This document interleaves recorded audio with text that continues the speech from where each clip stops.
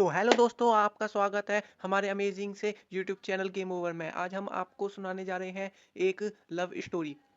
ये story part में बटी हुई होगी। इसे सुनने के लिए हमारे चैनल को सब्सक्राइब कर दें, जिससे आपके हर पार्ट आपको मिलते रहें।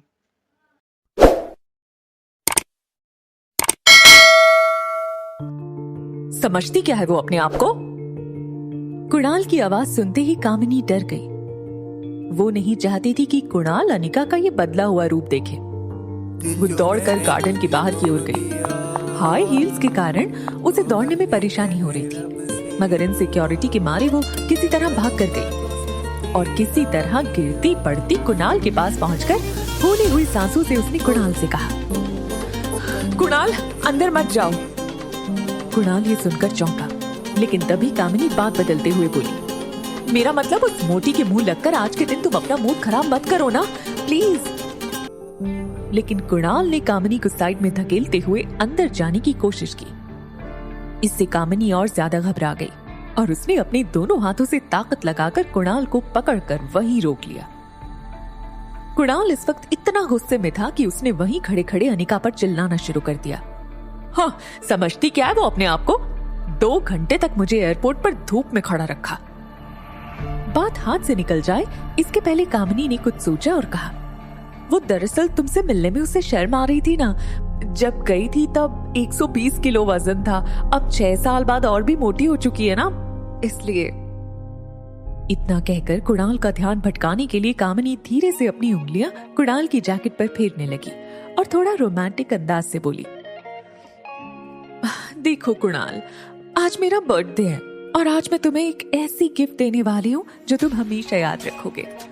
वैसे मम्मी पापा अंदर बैठकर अभी अनिका से डिवोर्स पेपर्स पर साइन करवा रहे हैं। कुणाल का ध्यान अब भी घर के दरवाजे की ओर था, मगर कामिनी ने उसे बातों में उलझा दिया और अपने हाथों से कुणाल का चेहरा अपनी तरफ करते हुए कामिनी आगे बोली, यू नो वॉट, वो तो मान ही नहीं रही थी। वो तो थोड़े पैसों का लालच दिया तब जाकर वो डिवोर्स पेपर्स पर साइन करने को राजी हुई।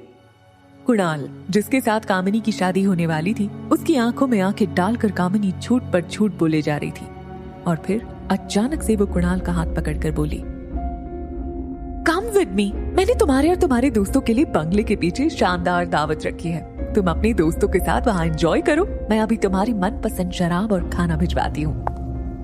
कहते हुए वो कुणाल का हाथ पकड़कर उसे घर के पीछे की तरफ ले गई। कामिनी ने कुणाल को अपने दोस्तों के साथ छोड़ दिया और खुद बंगले के आगे की तरफ भागती हुई चली गई। उसी वक्त कुणाल के फोन पर उसके ड्राइवर राजू का मैसेज आया, जिसमें लिखा था, होटल पैराडाइज इंटरनेशनल। मैसेज पढ़कर कुणाल के गुस्से से लाल चेहरे पर तुरंत ही एक स्माइल आ गई। उसे लगा कि अब तो बहुत ही जल्द वो एयरपोर्ट वाली लड़की से उसकी दूसरी मुलाकात होगी। इसी खुशी में बड़े ही अंदाज से उसने अपने पास पड़ी शैंपेन की बोतल उठाई और उसे शेक करके खोली और खुशी खुशी दोस्तों के साथ एंजॉय करने लगा। कामिनी भागी भागी घर के आगे की तरफ अपने दोस्तों के पास आई और उन सब से कामिनी ने कहा कि जाओ और जाकर कुणाल को एंटरटेन करो और उसको बातों में उलझा कर रखो, ताकि वो अनिका की तरफ ना जाए और वो अनिका का बदला हुआ रूप ना देख सके। उसके दोस्तों की जाते कामिनी तेज कदमों से अनिका के पास आई, जो एक कोने में खड़ी सब कुछ देख रही थी। कामिनी ने झट से अनिका का हाथ पकड़ा और इधर उधर देखते हुए वो अनिका को घर के अंदर ले गई और फूली हुई सांसों से अपने माथे का पसीना पोंछते हुए वो गुस्से से अनिका को देखने लगी। अनिका भी कामिनी के सामने देख रही थी, मानो दोनों आंखों से एक दूसरे को चेतावनी दे रहे हों। कुछ देर तो दोनों बहनों के बीच कौन पहले आंख झपकाएगा वाला युद्ध चलता रहा, लेकिन कुछ पल के बाद फाइनली कामिनी ने गहरी सांस छोड़ते हुए अनिका से पूछा, ओके फाइन, क्या चाहती हो तुम? अनिका के चेहरे पर एक हल्की सी मुस्कुराहट आ गई और उसने अपना सर हिलाते हुए बड़े ही शांत और सरल तरीके से कहा, छोटी बहन हो तुम मेरी, बस इतना कहूंगी, कुणाल के पीछे इतना पागलपन ठीक नहीं, वो अच्छा लड़का नहीं है। ये सुनते ही कामिनी के अंदर का गुस्सा फूट पड़ा और उसने अनिका के सामने अपनी उंगली ताकते हुए कहा, just shut up, mind your own business, मुझे सब पता है कौन कैसा है। कामिनी जितनी मुंहफट थी उतनी ही शातिर भी। उसे पता था कि अपनी बहन के इमोशंस का फायदा कैसे उठाया जा सकता था, इसलिए उसने तुरंत मौके का फायदा उठाकर कहा, अगर तुम्हें मेरी इतनी फिक्र है तो कंपनी मेरे नाम क्यों नहीं कर देती? अनिका कामनी जितनी शातिर नहीं थी, लेकिन अब वो पहले जैसी भोली और ना समझ भी नहीं रही थी। अब पहले की तरह वो किसी को अपना फायदा नहीं उठाने देने वाली थी। कामनी के इस सवाल से अनिका इतना तो समझ चुकी थी कि कामनी को समझाने का कोई फायदा नहीं था, इसीलिए वो आगे कुछ भी कहे बिना मुड़कर जाने लगी। ये देखकर कामनी तुरंत अनिका के सामने उसका रास्ता रोककर जा खड़ी हुई और फिर टेबल पर पड़े कंपनी के पेपर्स उठाकर बड़े ही स्टाइल में पन्ने पलटते हुए कामनी बोली, वैसे किसके लिए बचा कर रखनी है ये कंपनी? अपने किसी यार के लिए या अपनी उस नाजायज औलाद के लिए? इसके पहले कि कामनी बात खत्म करती, अनिका ने कामनी को जोरदार तमाचा जड़ दिया। घर के बाहर जो लाउड म्यूजिक बज रहा था उससे कई ज्यादा तेज गूंज थी इस तमाचे की। कामनी के चेहरे पर मेकअप की एक मोटी परत होने के बावजूद उसके चेहरे पर अनिका की उंगलियों के निशान साफ नजर आ रहे थे। कामनी का मुंह खुला और आंखें चौड़ी हो गई थी। खबरदार, अगर मेरी बच्ची को नाजायज कहा तो जबान खींच लूंगी, and I mean it. Anika की लाल आंखों से आंसू कम और गुस्सा ज्यादा बह रहा था। अनिका को कामनी ने पहले कभी इतने गुस्से में नहीं देखा था। बिना कुछ कहे वो चुपचाप अनिका का रास्ता छोड़कर साइड में जाकर खड़ी हो गई। वो समझ गई कि अगर वो इसके आगे कुछ भी बोली तो अनिका वो सच में कर देगी जो उसने कहा था। अनिका गुस्से में अपना पर्स उठाकर बंगले से बाहर निकल गई। जैसी अनिका ने टैक्सी रोकी तभी वहां भागते हुए प्रीति आई। अनिका ने प्यार से प्रीति के गाल पर हाथ फेरा और फिर टैक्सी में बैठकर चली गई। टैक्सी में बैठकर अनिका ने पर्स से सनग्लासेस निकाले और पहन लिए। तभी ड्राइवर ने रियर व्यू मिरर से अनिका को देखा। सूरज भले ही ढल चुका था, लेकिन अनिका के आंसुओं का दौर अब तक नहीं ढला था। वो दुनिया में हर चीज से लड़ सकती थी, मगर कोई उसकी बेटी को नाजायज कहे ये उसे बर्दाश्त नहीं था। लेकिन इसके साथ ही उसके पास इस बात का भी कोई जवाब नहीं था कि रिया का बाप था कौन। अनिका की प्रेगनेंसी खुद अनिका के लिए एक अनसुलझा सवाल था। 6 सालों में अनिका आज तक उसकी जिंदगी की सबसे बड़ी पहेली को सुलझा नहीं पाई थी कि उसे किसी भी लड़के ने छुआ तक नहीं था, फिर भी वो कैसे प्रेग्नेंट हो गई थी। वो ये सब सोच ही रही थी कि तभी अचानक उसे कुछ याद आया। अनिका ने आंसू पोंछते हुए पर्स से अपना फोन निकाला और उसने अपनी फार्मा कंपनी के पुराने वफादार मैनेजर मनोज को फोन लगाया। कुछ रिंग के बाद मैनेजर ने फोन उठाया। अनिका बेटी, कैसे हो? क्या बात है? आज इतने सालों बाद कंपनी की मालकिन ने इस मुलाजिम को याद किया? अनिका ने अपनी आवाज को साफ करते हुए कहा, नहीं अंकल, मैं तो सिर्फ कागज पर कंपनी की मालकिन हूँ। कंपनी के असली मालिक तो आप हैं। एक्चुअली अंकल, बस ये पूछने के लिए मैंने फोन किया था कि कंपनी ठीक तो चल रही है ना?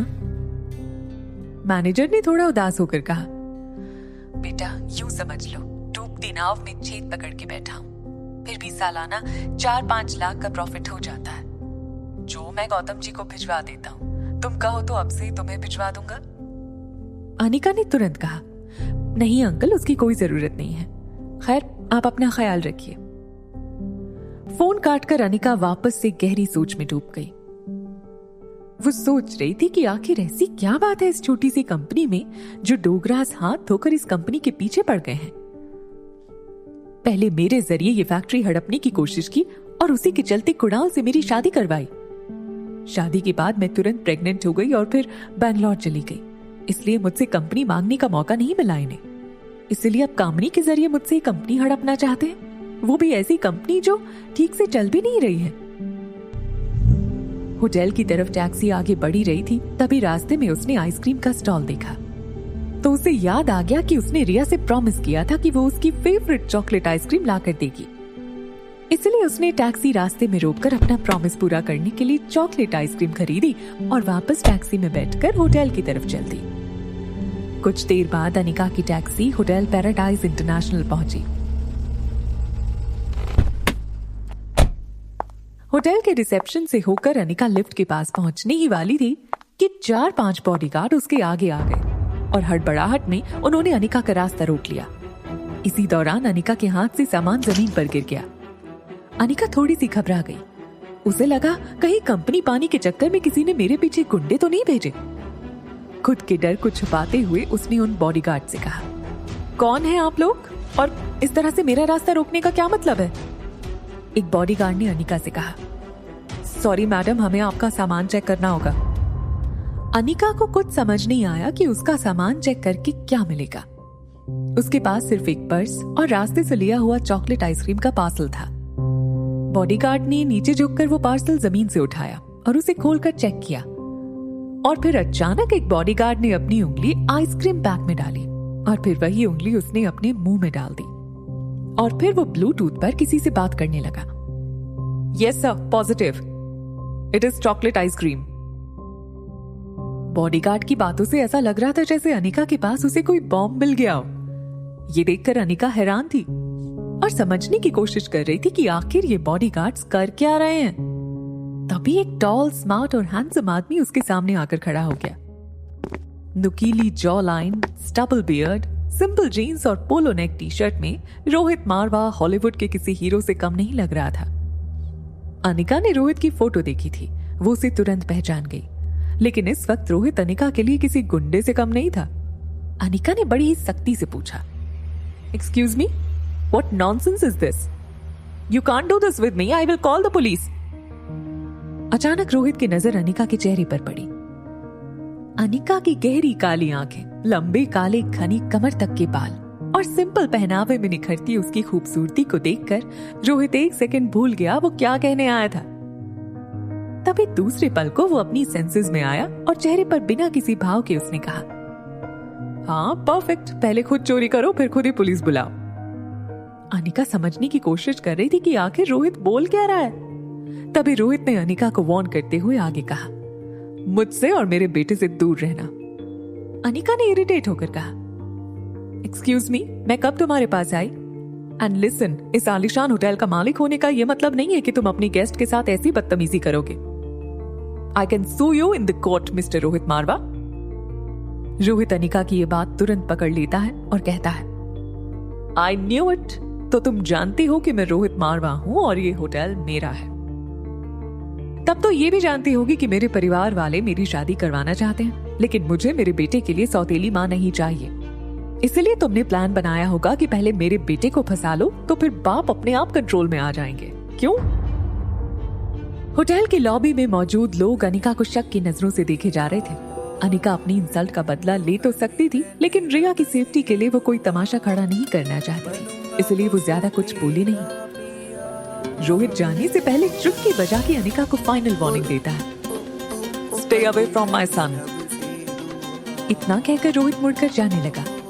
होटल के सभी लोग इस हद तक सकपका गए थे कि इतनी बड़ी होटल की लॉबी में इतने सारे लोगों के बीच सिर्फ और सिर्फ रोहित के जूतों की टॉक टॉक गूंज रही थी। रोहित भले ही अनिका से दूर जा रहा था, मगर अनिका का चेहरा उसके दिल पर छाप छोड़ गया था। न जाने क्यों जाते जाते उसको एक बार और अनिका की तरफ देखने का मन किया और इसीलिए वो मुड़कर अनिका को देखने जाता है। तभी सामने से सर्विस प्लेट ले जाते वेटर से वो जोर से टकराया और सारी प्लेट जमीन पर गिर गई। रोहित ने वेटर को देखा और फिर अनिका को देखा और फिर सिर्फ सॉरी कहकर वहां से चला गया। बेहद गुस्से में अनिका ने लिफ्ट का बटन 5-6 बार दबा दिया और जैसे लिफ्ट का दरवाजा खुला वो पांव पटक कर अंदर गई और सीधा टॉप फ्लोर का बटन दबाया। दरवाजा बंद होने ही वाला होता है कि तभी एक पांव दरवाजे के बीच में आया, जिसने दरवाजे को बंद होने से रोक लिया। सामने एक 19 साल का लड़का प्रिंटेड टी शर्ट और रेड शॉर्ट्स में खड़ा था। उसके पैर की वजह से लिफ्ट का दरवाजा फिर से खुल गया। अनिका ने गुस्से में सोचा कि कौन बदतमीज है ये। रिया की तरह इस लड़के ने भी कान में हेडफोन और हाथ में मोबाइल पकड़ा हुआ था। ये लड़का और कोई नहीं बल्कि रोहित मारवा का कजिन भाई सनी था। सनी ने अपनी उम्र से ज्यादा मैच्योर आवाज निकालने की कोशिश की और अनिका से कहा, देखो दीदी, मेरे भैया आसानी से फंसने वालों में से नहीं है। बहुत लड़कियां आपकी तरह कोशिश कर चुकी हैं। अनिका का गुस्सा अब अपनी पीक पर था। उसे समझ नहीं आया कि ये सब उसके साथ क्यों हो रहा था। तभी सनी ने अनिका के जख्म पर नमक छिड़कते हुए कहा, काफी लड़कियां ट्राई कर चुकी हैं ये वाला तरीका। Think something out of the box.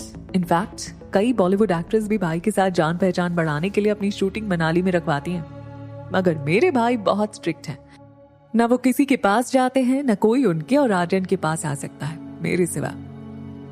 Anika की बर्दाश्त करने की लिमिट खत्म हो इससे पहले सनी ने अपना पांव लिफ्ट के दरवाजे से हटा लिया और दरवाजा अपने आप बंद हो गया। अनिका भी सोच रही थी कि आखिर ये उसके साथ हो क्या रहा था। दूसरी तरफ गुलेरिया हाउस में पार्टी लगभग खत्म हो गई थी। सारे गेस्ट जा चुके थे। कुणाल और उसके दोस्त बंगले के पीछे अपनी ही मस्ती में और फुल ऑन नशे में थे। वो शायद ये तक भूल चुके थे कि वो कामिनी की बर्थडे पार्टी में आए थे। कुणाल अब नशे में था और बेहद खुश था, क्योंकि वो जानता था कि कल उसकी मुलाकात फिर से एयरपोर्ट वाली लड़की से होगी। तभी वहां गौतम, कामिनी और मनीषा हाथ में डिवोर्स पेपर लेकर पहुंचे। कामिनी ने कुणाल को खुश देखकर उसका एक हाथ पकड़कर कहा, आई एम सो हैप्पी कि कुणाल ने पार्टी एंजॉय की। लेकिन कामिनी इस हकीकत से अनजान थी कि कुणाल एयरपोर्ट वाली लड़की और उसकी खूबसूरती के बारे में अपने दोस्तों से बात कर रहा था और इसीलिए वो इतना खुश नजर आ रहा था। तभी गौतम ने भी खुश होकर कुणाल से कहा, कांग्रेचुलेशंस, आज कामिनी के बर्थडे के मौके पर मेरी तरफ से तुम दोनों को ये तोहफा। गौतम ने कुणाल को डिवोर्स पेपर्स थमा दिए। कुणाल ने जल्दी से पेपर्स लिए और गौर से देखने लगा, फिर खुश होकर बोला, थैंक यू वेरी मच। इस डिवोर्स पेपर को देखकर मैं बता नहीं सकता कितना हल्का फील कर रहा हूं मैं। I am a free bird again. Gautam ने भी मजाकिया अंदाज में कहा, but not for long time. जल्दी तुम्हारी और कामिनी की शादी कर देंगे। ये सुनते ही कुणाल का मूड खराब हो गया। वो गौतम से रूडली कहता है, इसमें सिर्फ डिवोर्स पेपर्स हैं। जब तक कंपनी के पेपर्स नहीं होंगे तब तक ना मेरे घर वाले शादी करवाएंगे ना मैं करूंगा। कुणाल आखिरी पैग नीच पी लेता है और वहां से निकल जाता है। Hotel paradise. तिलमिलाई अनिका अपने कमरे में आई। अपना पर्स सोफे पर फेंक कर पांव सेंटर टेबल पर रखकर सोफे पर बैठ गई। उसे ये समझ नहीं आ रहा था नीचे लॉबी में उसके साथ हुआ क्या और क्यों हुआ। उसने होटल बदलने का मन बना लिया और रिया को लेने बेडरूम में गई। बेडरूम का दरवाजा खोलकर उसने देखा रिया बिल्कुल शांति से सो रही थी। रिया को इस तरह देखकर अनिका का गुस्सा एक सेकंड में शांत हो गया। वो रिया के माथे को चूमती है। तभी उसके फोन में एक नोटिफिकेशन आया। अनिका ने मोबाइल चेक किया तो देखा कि उसके डॉक्टर अमृता नाम वाले मेल बॉक्स में रोहित मारवा का मैसेज आया था। Want to meet you urgently. एक पेशेंट है जिसके दिमाग का ऑपरेशन करना है, जो सिर्फ आप कर सकती हैं। मैसेज पढ़कर अनिका को अपनी इंसल्ट का बदला लेने का मौका मिल गया था।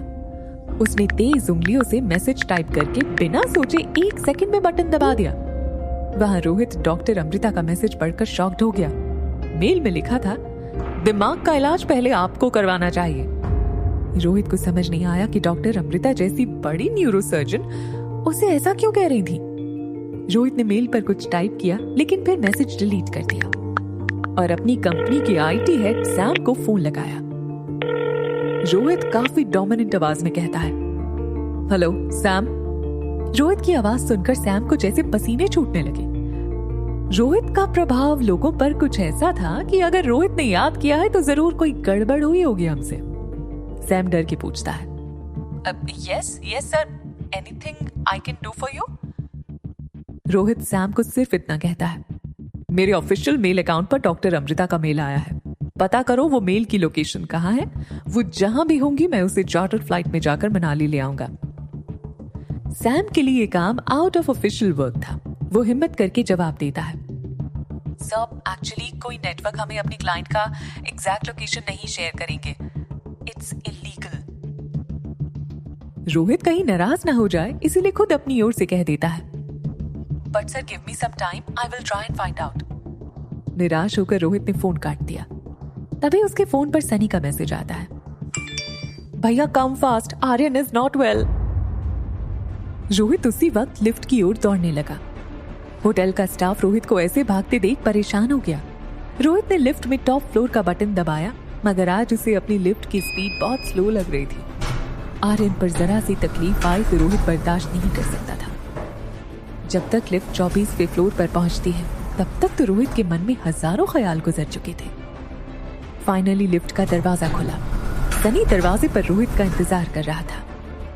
रोहित सीधा बेडरूम की तरफ भागा और वहां रोहित ने जो देखा वो उसकी समझ से बाहर था। आर्यन गहरी नींद में था और वो नींद में एक ही चीज बोले जा रहा था, मम्मा चॉकलेट आइसक्रीम, मम्मा चॉकलेट आइसक्रीम, मम्मा चॉकलेट आइसक्रीम।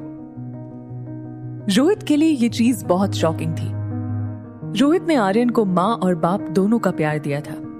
आर्यन को कभी माँ की कमी महसूस ना हो, उसी की पूरी कोशिश की थी रोहित ने। फिर आज ये अचानक आर्यन नींद में अपनी माँ को क्यों याद कर रहा था?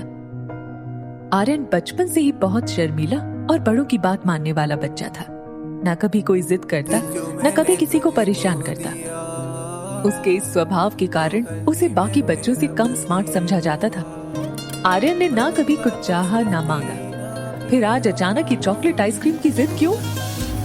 रोहित ने आर्यन के कमरे का दरवाजा बंद किया। तभी सनी बड़े ही जासूसी अंदाज में बोला, ब्रो, मैंने इंटरनेट पर एक वीडियो देखी थी जिसमें एक औरत एक 7 साल के बच्चे को ये विश्वास दिलाती है कि वो पिछले जन्म में उसका बेटा था, और फिर वो बच्चा अपनी असली माँ को छोड़कर उस औरत के पास चला गया। सनी की इस बेतुकी बात से इरिटेट होकर रोहित ने पूछा, तुम कहना क्या चाहते हो? तो सनी ने पहले तो उस प्राइवेट प्रेसिडेंशियल स्वीट के हर कोने में जाकर चेक किया कि कहीं कोई सुन तो नहीं रहा, और फिर उसी दबी आवाज में कहता है, ब्रो, ये सामने वाली ब्यूटीफुल दीदी को मिलने के बाद आर्यन का बिहेवियर थोड़ा चेंज हो गया है। बस ये सुनकर रोहित का पेशेंस खत्म हो गया। उसने सनी को सर के पीछे एक तपली मारते हुए गुस्से से कहा, कितनी बार कहा है टेक्नोलॉजी का सही इस्तेमाल किया करो। दिन भर या तो ये गेम्स खेलते रहते हो या ऐसी वाहियात वीडियो देखते हो। चलो जाओ, अब तुम्हारा भी सोने का वक्त हो गया है। रोहित का ऑर्डर सुनने के बाद किसी की हिम्मत नहीं थी उसके ऑर्डर को फॉलो ना करने की। सनी भी चुपचाप अपने कमरे की ओर चला गया। रोहित ने सनी को वहां से भगा तो दिया, मगर सनी की बात उसके दिल में शक कड़ा चुकी थी। रोहित बालकनी में गया और ऊपर टिमटिमाते तारों को देखकर सोचने लगा, क्या सचमुच वो लड़की आर्यन के इमोशंस के साथ खेलकर मुझ तक पहुंचना चाहती थी, या वो सिर्फ एक कोइंसिडेंस था? सुबह का वक्त था। रिया बालकनी में बैठकर टैबलेट पर गेम खेल रही थी और अनिका अपने फोन में कुछ चेक कर रही थी और सोच रही थी कि आखिर उसके खोए हुए बेटे को कैसे ढूंढे, किससे मदद मांगे। एक बार उसने बेंगलुरु से कॉल करके मनाली पुलिस को कंप्लेंट की थी, मगर छानबीन में पाया गया कि ना तो हॉस्पिटल में उसके जुड़वा बच्चे पैदा होने का कोई रिकॉर्ड था और ना ही कोई गवाह था जिससे ये साबित होता कि अनिका ने जुड़वा बच्चों को जन्म दिया था, और जो जन्मा ही नहीं था वो गायब कैसे हो सकता था। वो ये सब सोच ही रही थी, तभी अनिका को याद आया कि उसकी स्कूल का एक दोस्त पंकज इन दिनों मनाली पुलिस में सब इंस्पेक्टर है। उसने झट से अपना मोबाइल उठाया और अपने पुराने दोस्त के जरिए उस पंकज का नंबर ढूंढने में लग गई। तभी अनिका के फोन स्क्रीन पर एक नंबर फ्लैश होता है। उसकी फ्रेंड ने पंकज का नंबर शेयर किया था। बिना देर किए अनिका ने पंकज को फोन लगा दिया। वो रिया से थोड़ा दूर बालकनी की रेलिंग के पास चली गई। वो नहीं चाहती थी कि रिया उसकी ये बातें सुने। दूसरी तरफ पंकज फोन उठाता है। अनिका ने पंकज को अपनी कहानी बताई कि कैसे एक आदमी ने डिलीवरी के तुरंत बाद हॉस्पिटल से उसका बच्चा चुराया था। और फिर आखिरी में अनिका बोली, पंकज प्लीज मेरी मदद करो, कोई तो रास्ता होगा जिससे मैं मेरे बेटे तक पहुंच सकूं। पंकज पहले से इस केस से वाकिफ था, इसलिए अनिका की पूरी बात सुनने के बाद पंकज ने कहा, चलो अगर मैं मान भी लूं कि तुम जो कह रही हो वो सब सच है, फिर भी मैं ऑफिशियली तुम्हारे लिए कुछ नहीं कर सकता, क्योंकि कहीं भी कोई ऐसा सबूत नहीं है जो ये बता सके कि तुम्हारे जुड़वा बच्चे हुए थे। I am really sorry. Anika का दिल बैठ सा गया। उसके बेटे तक पहुंचने की उसकी उम्मीदें कम होती नजर आ रही थी। पंकज भी मानो अनिका की चुप्पी से उसकी उदासी भाप गया हो। वैसे उसने मायूस अनिका को उम्मीद की एक किरण दिखाते हुए कहा, देखो अनिका, मैं एक बात कह सकता हूँ ऑफ द रिकॉर्ड। मनाली में जितने गलत काम होते हैं, चाहे वो किडनैपिंग ही क्यों ना हो, सारे केसेस में कहीं ना कहीं तुम्हारे ससुराल वाले यानी डोगरा खानदान का हाथ होता है। देखो अगर वहीं से कुछ पता चले तो। पंकज के फोन रखने के बाद से अनिका गहरी सोच में डूब गई और वो अपने अंगूठे को दांत के बीच दबाकर बालकनी में तेज कदमों से घूमने लगी। वो सोच रही थी कि क्या पंकज ने जो कहा वो सच था, और अगर वैसा है भी तो डोगरा खानदान से उसके बेटे की इंफॉर्मेशन आखिर कैसे निकाली जाए। तभी उसे एक आइडिया आया और उस आइडिया का नाम था कुणाल। क्यों ना कुणाल के जरिए कोई इंफॉर्मेशन निकाली जाए। अनिका कुछ सोच के कुणाल को मिलने का तय करती है। अनिका फट से बेडरूम में जाकर चेंज करती है। रिया अभी अपनी गेम में इतनी इन्वॉल्व थी कि उसे उसके पास क्या चल रहा है उसकी कोई खबर ही नहीं थी। अनिका जीन्स और कुर्ती पहनकर बाहर आई। उसने तेजी से अपना पर्स और मोबाइल उठाते हुए रिया से कहा, देखो बेटा, मम्मा 2-3 घंटों में वापस आ जाएगी।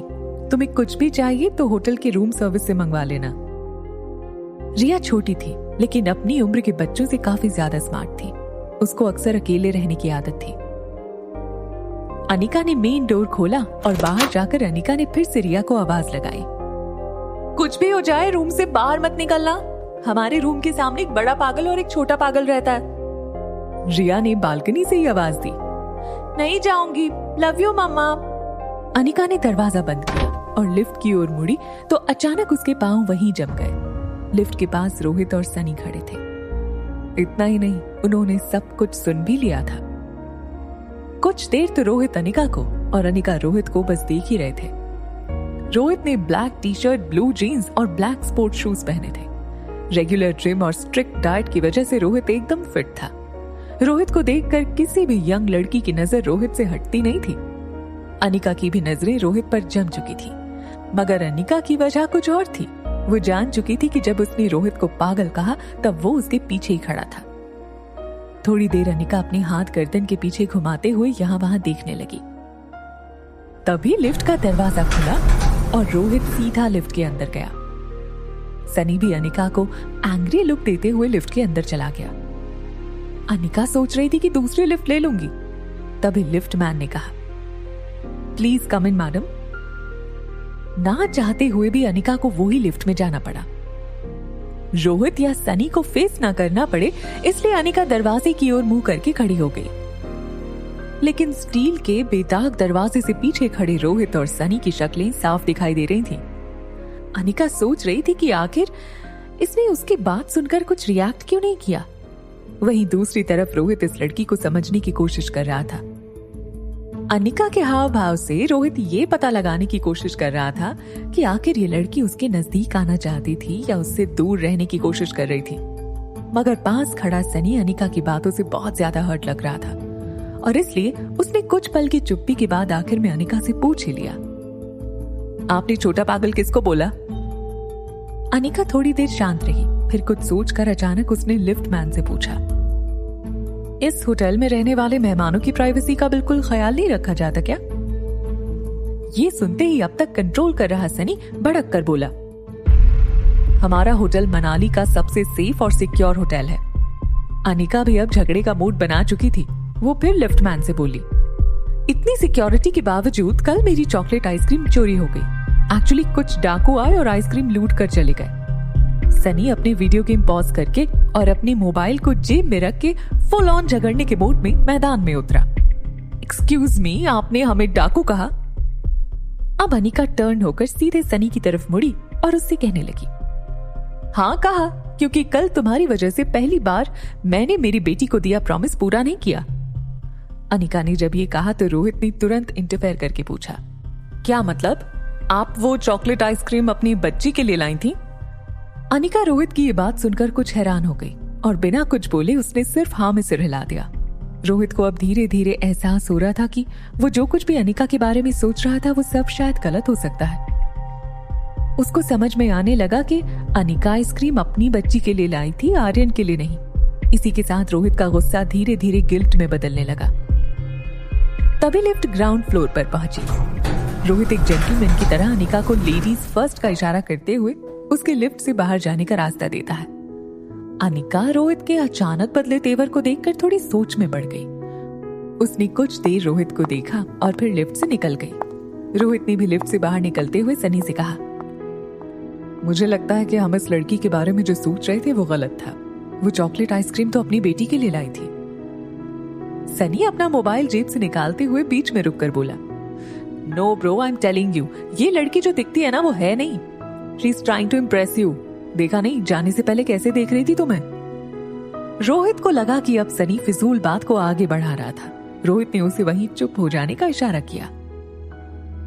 होटल लॉबी से बाहर निकलते हुए अनिका कुणाल से मिलने का कोई आइडिया सोच रही थी, लेकिन वो इस बात से बिल्कुल बेखबर थी कि एक बहुत बड़ा सरप्राइज उसका इंतजार कर रहा था। अनिका ने लॉबी में आगे बढ़ते ही कुछ देखा। और कुछ देखकर वो वहीं खड़ी रह गई। हाथ में फूलों का बड़ा सा गुलदस्ता लेकर कुणाल होटल लॉबी के बीच खड़ा था। कुणाल दरअसल सुबह से आकर होटल के वेटिंग एरिया में बैठा था।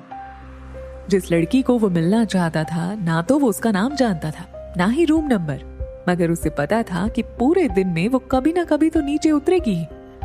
और जैसा कि उसने सोचा था, अनिका उसे लिफ्ट से निकलती हुई दिखी और उसे देखते ही बिना वक्त गवाए कुणाल उसके सामने आ खड़ा हुआ और गुलदस्ता अनिका की तरफ बढ़ाकर बोला, व्हाट अ सरप्राइज, मैं यहाँ किसी और से मिलने आया था, मगर कौन जानता था कि आप मिल जाएंगे।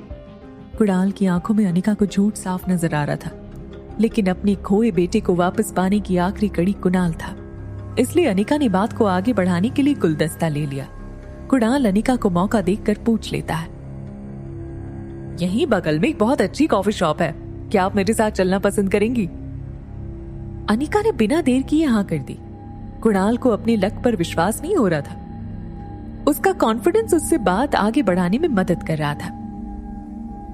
कमाल है, हम लगातार 2 दिनों से मिल रहे हैं, लेकिन मुझे आपका नाम तक नहीं पता। अनिका इस सवाल का जवाब देने के लिए तैयार नहीं थी। कुणाल अनिका को अपना इंट्रोडक्शन देते हुए हाथ मिलाने के लिए एक हाथ आगे बढ़ाता है और कहता है, hi, my name is Kunal Dogra and yours. Anika tension में कुछ सोचने लगी, फिर हाथ मिलाकर कहा, रागिनी। दोनों हाथ मिलाते हैं और फिर कुणाल झुककर अनिका को आगे चलने का इशारा करता है। अनिका के आगे जाते ही वो खुशी के मारे हवा में उछलता है और जेब से 500 का नोट निकालकर दरबान को देता है। अनिका और कुणाल होटल से कुणाल की कार में बैठकर निकल गए। ये सारा सीन रोहित और सनी देख रहे थे। रोहित ने जो देखा उसे उस पर विश्वास नहीं हो रहा था। होटल चेक इन रजिस्टर में रोहित ने अनिका का नाम पढ़ लिया था। फिर उसने कुणाल को अपना नाम रागिनी क्यों बताया? वो समझ ही नहीं पा रहा था कि इस लड़की का असली रूप क्या था। तभी सनी ने रोहित से कहा, देखा, मैंने कहा था ना ब्रो, अमीर लड़कों को फंसाना इस लड़की की हॉबी लगती है। भैया, यू शुड बी केयरफुल, हमें और आर्यन को इस लड़की से दूर रहना चाहिए। रोहित चुप था, मगर वो सोच रहा था कि मैंने आज तक बिजनेस में इतने लोगों से डील की है, इंसान पहचानने में कभी गलती नहीं की, फिर इस लड़की के मामले में ऐसा क्यों हो रहा है? कौन है ये लड़की? क्या है इसका असली रूप? क्या है इसका सच? कुणाल और अनिका कॉफी शॉप पहुंचे और कोने के किसी खाली टेबल पर जाकर बैठे। सारे रास्ते अनिका ने सिर्फ कुणाल की बातें सुनी थी, लेकिन वो मन ही मन सोच रही थी कि वो कुणाल से अपने बच्चे के बारे में कैसे पूछे। तभी कुणाल चेयर पर बैठते हुए एक सवाल पूछता है, वो आपकी छोटी बहन में और आप में काफी एज डिफरेंस है। मेरा मतलब है वो 6-7 साल की होगी और आप 21 या 22। बस अनिका इसी मौके की तलाश में थी। अनिका ने तुरंत जवाब दिया, काफी जानकारी आपको मेरी। वैसे कुछ जानकारी मैंने भी इकट्ठी की है आपकी। ये सुनकर कुणाल को लगा कि रागिनी को भी कुणाल में इंटरेस्ट है। कुणाल स्टाइल से पूछता है, अच्छा, जैसे कि? अनिका ने बात को आगे बढ़ाते हुए कहा, जैसे कि आप मैरिड हैं। ये सुनते कुणाल के सारे अरमानों पर जैसे पानी फिर गया हो। वैसे उसके चेहरे का रंग फीका पड़ गया। अनिका कंटिन्यू करती है, इनफैक्ट आपकी शादी के वक्त आपकी वाइफ 4 मंथ्स प्रेग्नेंट थी, है ना? कुणाल हैरान होकर पूछता है, रागिनी, तुम ये सब कैसे जानती हो? अनिका कुणाल के हाथ पर हाथ घुमा कर कहती है, आप ही ने कहा था कुणाल डोगरा का नाम मनाली में किसी को भी पूछूं तो वो आपके घर तक छोड़ देगा।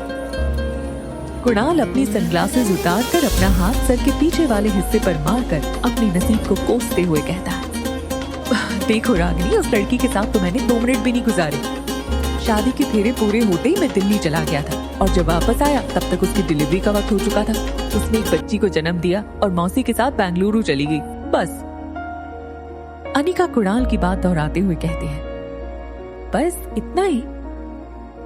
कुणाल सिर्फ हाँ में सिर हिलाता है तो अनिका से रहा नहीं गया और उसने आखिर पूछ ही लिया, और उसका बेटा कहाँ है? ये सुनकर कुणाल एकदम से सुन्न हो गया।